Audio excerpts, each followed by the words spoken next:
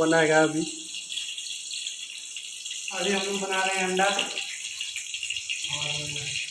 आप लोग देख रहे हैं काफ़ी मटेरियल के साथ हम लोग खाना बना रहे हैं।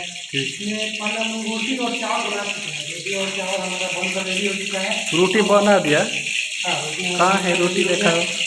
देखिए रोटी बन गया है। चावल भी यहाँ पे देखिए, यहाँ पे आपके बर्तन में ये हमारा चावल है, और यहाँ पे अंडा का मटेरियल रखा गया है। तरह तरह के हमारे किचन सुपरवाइजर है, जैसे तनु भैया, किचन का सबसे बड़ा मास्टर माइंड है। ऐसे ही हम लोग बहुत प्रकार के खाने को इन्वॉल्व करते हैं, वीडियो को देख के अपने आप को डेवलप करते हैं। बस हो गया, धन्यवाद। और क्या कौन परिवार पर?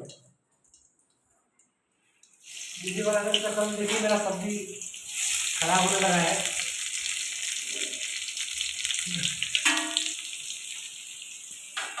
अरे